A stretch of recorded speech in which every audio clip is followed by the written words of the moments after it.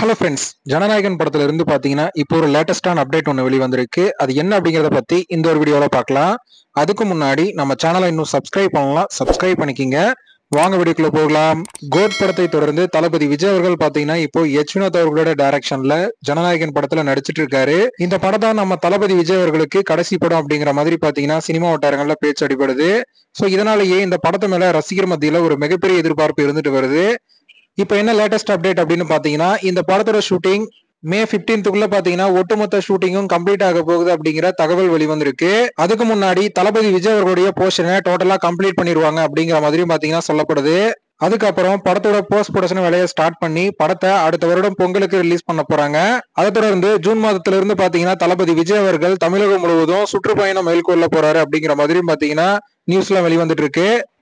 Okay friends, இந்த ஒரு தகவல் பத்தி உங்களோட கருத்து என்ன அப்படிங்கறத கமெண்ட்ல சொல்லுங்க. இந்த வீடியோ பிடிச்சிருந்தா லைக் பண்ணுங்க, ஷேர் பண்ணுங்க. இது போன்ற தளபதி பத்தின அப்டேட்களை தெரிந்து கொள்ள நம்ம சேனலை சப்ஸ்கிரைப் பண்ணி சப்போர்ட் பண்ணுங்க. அடுத்த ஒரு வீடியோல பார்க்கலாம்.